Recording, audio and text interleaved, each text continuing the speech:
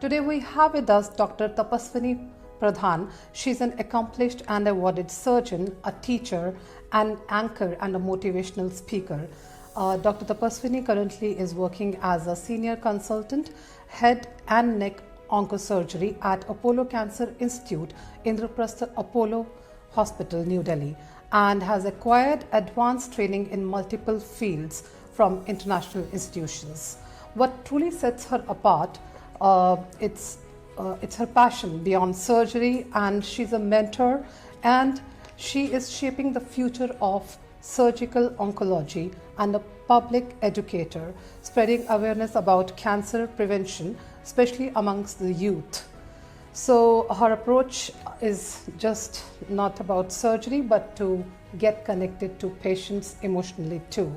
So we'll talk more about her career journey today, some tips that she would be giving to all our viewers.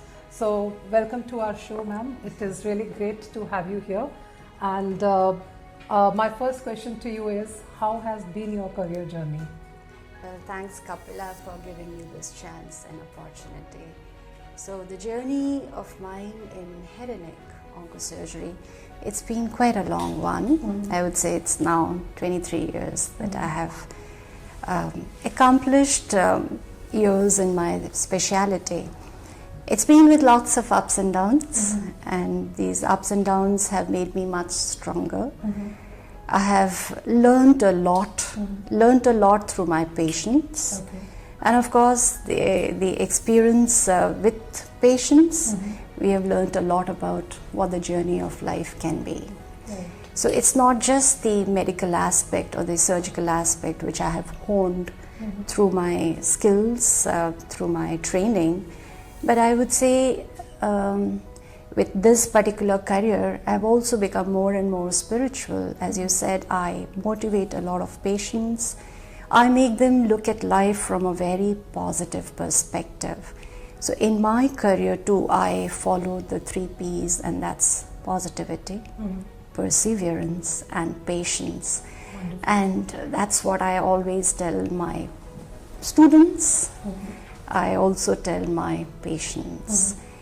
And I think it's God to spell out the rest of it. So ma'am, when I talk about career, so oncology itself is a very vast Absolutely. field, right?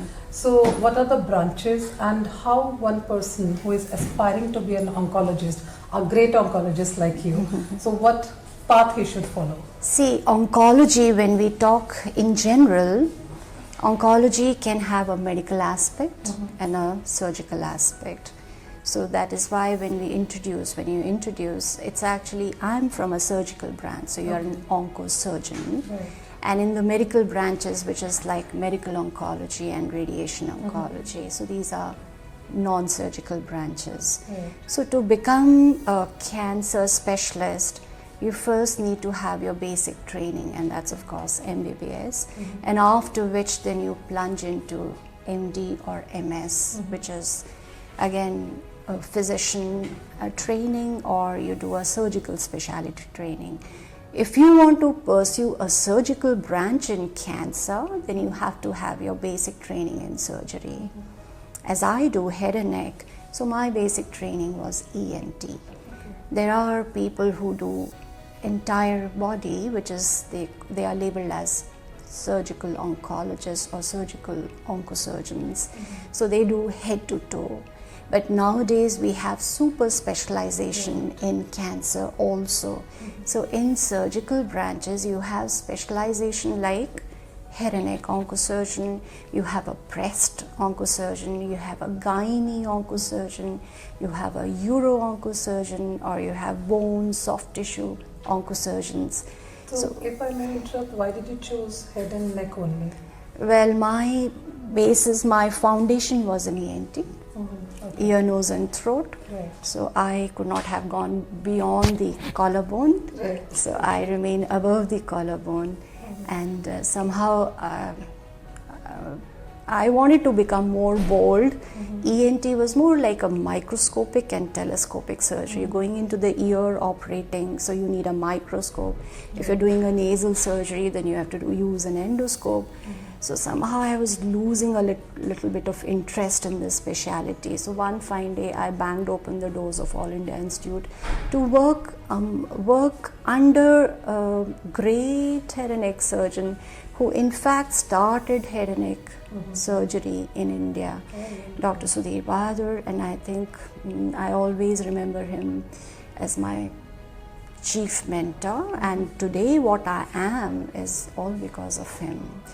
So you have to super specialize even in cancer surgeries. Right. So people, the masses also have become very intelligent enough to choose their specialities because they have realized when you super specialize, you would be much better than somebody who does head to toe. Exactly. Just like we have specialization in various sectors. I think when I interviewed one dentist also this time, there were different, for kids, there are pediatric dentists and there are different branches for gums and other things also. Absolutely. So similarly, I think for every sector, you have different specializations and that's how you stand out and we become great. Yeah. And I think you do justice to what you do. Absolutely. Right. Yeah. Ma'am, I would like to know that suppose somebody does some course from foreign university. So, what is the difference if he comes back to India, or let's say the person who is doing something here in India, and then how will he establish himself in some foreign country and vice versa? See, to get surgical branches in countries outside your own country is not easy. People find a lot of difficulty because they would prefer their own nationality. So generally students would try to flock abroad after their MBBS and then do their masters there. Right. Then you have a higher chance. But yes, even now for your higher training, your higher skill training, we keep going abroad. Okay. So that also gives an upper edge to the individual over the other surgeons. Like I went for a robotic training, I went for a skull-based training, and I went for my laser training abroad. So all these skills, when I come back to my country, add to my CV. Plus, it's not just the CV that I'm talking about. When you pick up those skills from great surgeons anywhere in part of the world, you are able to do it much better when you come back. So it is not just training outside the country. It is you can train yourself and come back to your nation and service your own people. But yes, people do go abroad and pursue their career outside. There are certain nations like United Kingdom or US, when these students have had completed their education and come back to India, there are institutions, especially the private sectors, they eye on them because they are on a high-end training skills. Nevertheless, people who are working in India doesn't mean you are inferior, but yes, you can upgrade your skills by pursuing fellowship courses outside. 6 months, 1 year, that gives you a fair amount of idea as to what you are going to deal with, and then you can come back and impart the same education to your youngsters. So it's all money also, you see, it means a lot of investment. So any good institutes which you can highlight for the students, like they can prepare for maybe MBBS or MD both in India and abroad?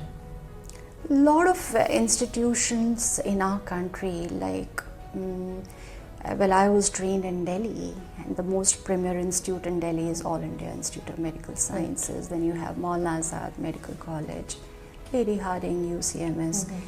I feel every state has its own potential and they have their own medical education institutions.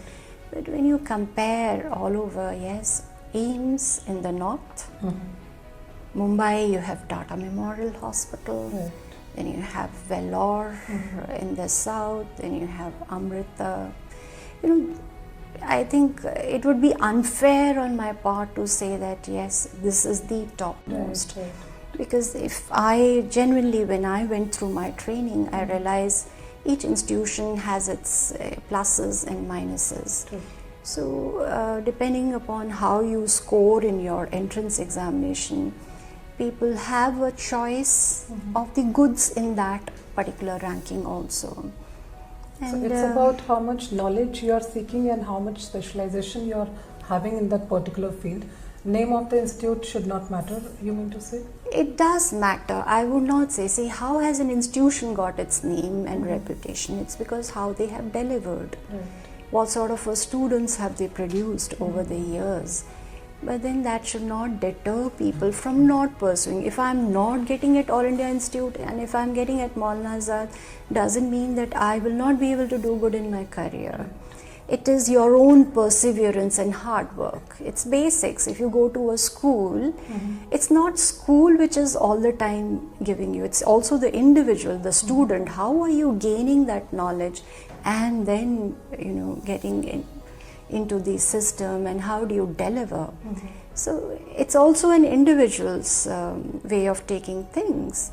Yes, on one hand, the medical education that's imparted, of course, should be good, and then the student also has to imbibe that and deliver. Yeah. So when you see a fresher coming to you, some entry level person, right, some new doctor, what kind of interview questions do you ask? Maybe it will help the other aspirants also how they have to prepare. So you, of course, one would be the test of their own skills. What have they been trained? How well they have been trained. Suppose it's my specialty, head and neck. I would love to see, is the principle of head and neck oncosurgery, is that clarity there in the candidate or not? It is not just going and performing on the surgical table, no. You have to know the principles, you have to know the finer nuances, and you should be thorough, not just academically, but also practically. Practicality would also mean how are you with the patient. Somebody may not be a very good surgeon, but somebody may be very good at dealing with patients. Vice versa can also be there. You're not really good in conversing with the patient, but on the table you are an excellent surgeon. So you need to balance. So this balancing act also comes with time. As you grow up in your career, you mature yourself. Patients teach you, and you also learn from your own profession. Then as you go interact with other individuals in your specialty through various conferences, CMEs. So you grow up with time. Did it ever happen that you just got emotionally very engrossed with some patient? Oh, you see this journey, I was talking to someone the other day. Through cancer you see the real life also. Absolutely. You get to understand what the journey of life can be. And getting emotionally carried away, it's quite a humane thing. I don't think it is very, it won't be something that I should be ashamed of disturbed you totally, some case? I used to be when I was younger in this field, but gradually as I became more and more spiritual, I also learned how to handle these situations better.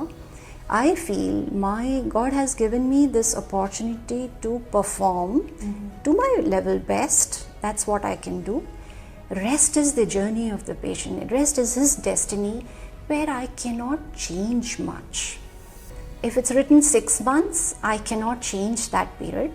But how can I change his life? By adding some joy, by relieving him of some pain, by taking care of his caretakers, caregivers. That's what I can deliver. But I would not get carried away with their emotions, but I would definitely support them to sail through this turbulence which they are going through. So, my own uncle, I just recalled that he had suffered from pancreatic cancer and he passed away at the age of 55. I saw him howling with pain for good 1 year. And in cancer, it's not the patient who is suffering, the entire family suffers, because we were literally praying that God should take him away as early as possible. It was on that bad note. So what is your message to the family, like how they should come out of this trauma? Because it is very difficult, first of all, for the family to accept the fact that this person who is so hale and hearty, who got this kind of deadly disease. So what is your message for them? It's a deep message. The message is, I think we should understand why we are here, or who we are, or what we are. Why we are the way we are. The moment you understand, a lot of questions get answered. So when you have a patient who is suffering from an incurable cancer, pancreatic, one of them, very unfortunate. Pancreas doesn't give you a time frame of more than 6 months to 1 year. So whenever we have patients of this particular anatomical cancer in this anatomical area, we counsel the family first.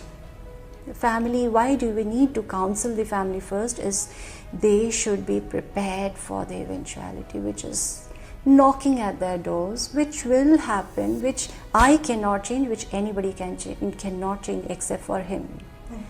But we have learned through scientific evidence that pancreas doesn't give so much of time. So what do? So we make their life comfortable. How do we do that? First is the caregivers. Caregivers have to be given a realistic picture. It may be very traumatic for them to accept it, but acceptance comes with time. They would also learn that this is something which is inevitable, and they have to come to terms with it. Nothing better will come out of it.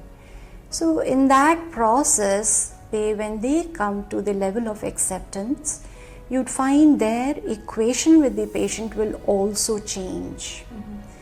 Then the second thing which we do is giving them positive vibes. Positive vibes means even though you know the truth, if I tell you that you will be fine, but if I tell you you may not survive 1 month or 2 months, there is a difference. I know the truth, but why do I need to reveal the truth? I will only reveal it to the caregivers because they have to prepare everything around. You see, once the patient is not there, we know what are the legalities which the family will now have to face. There are a lot of financial issues, there are a lot of responsibilities which the patient has not yet completed.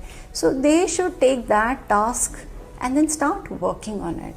I, in fact, counsel all my male patients' wives, so that once the individual passes away, they should not be left like a broke. Because this cancer is it can be such a draining exercise. You would have realized, you would have heard stories where a prince has become a pauper. Absolutely. It drains you to such an extent, so whatever your finances may be, it would just be washed away. Absolutely. So how to use that money intelligently is what we need to guide, because there would be nobody else to guide them. So when you are the chief person sitting and handling, so the things have to be put realistically to the patients, attendants and the caregivers. So when you are into this profession, you have to be more like a motivator, I would say. Correct. And that's how it's. I think if you train their brain, half of the problems get sorted out there only. I would say it is so important to make them learn how to control their minds through the entire episode. Right. Because this particular situation can create so much of havoc in the family. You will find there are situations where families are just torn apart. Right. I have seen where there have been divorces which happened because the woman of the family was diagnosed with breast cancer, and then the male partner just walks out of her life. Such stories you will get to hear, and it is common nowadays. That's very sad. So that's how our role comes in, how to bridge that gap, and how to make them travel through it. So I think, coming on a lighter note now, you are an award-winning painter. You play sitar also really well, as I can see from the profile, and you are an overall, you are a versatile personality. So how do you make out time for your hobbies? And this is something which is very different: a doctor, a painter, and a sitarist. It all depends on your interest. See, if you're, that's how I have been groomed up as a child. So I used to learn music as a child also. As I grew up, I realized that it is a sort of a meditation. And when I was giving my MBBS exam, I would do my riyaz for at least 1 hour. Not because I wanted to perform on the stage. No, it was just because after my music riyaz, whenever I used to sit to study, I used to grasp things like this. So what you would invest 2 hours in working on a particular note gets done in half an hour. You have saved so much of time. So you can do more. So music, I would say, it's not something that I do for performing, but I do for my own inner self, to keep myself at peace, and also it gives me joy, and I would love to play for my patients. And that it helps in brain development, as I had read somewhere. Yes, it works on your creative aspect of the brain. And you see, when you balance the left and the right side of the brain together, left is more analytical, mathematical, logical. The right side is more creative. So if anything has to move, if the two wheels are balanced, you are more of a perfect person. So if the right and the left of the brain are very well developed and balanced and matching with each other, working, there's an interplay of both the sides. The result is good. So we are meeting the perfectionist today, and ma'am, I would like to know, what is the ladder like to get to a high position in the field of oncology? What is the corporate ladder kind of hierarchy what one has to climb? I think it's sheer hard work and how you play your cards well. So if you want to move in your career and not become an administrator, then it comes naturally with time. As you keep performing more and more and more, your visibility increases in your scientific community, you will get it at some point of time. But I would say, to be honest, because it's going for the youngsters, don't run in the rat race. Don't run in the rat race. Don't just keep competing with others, thinking that XYZ has achieved this at this particular age. No. Just be your own self, compete with your own self, tap your own potentials, and things will come to you as what has been destined with time. The other thing is, yes, as you move up the ladder, your responsibilities increase. Not just responsibilities, you get a lot of other things from the society. So applause, accolades, and yes, money. So as it is rightly said, green follows grey, so if your grey matter is intact, green will automatically follow. So it was wonderful talking to you, ma'am. It's my honor that I could take your interview. Thank you so much. Lovely meeting you. Lovely. Thanks. Thanks, sir.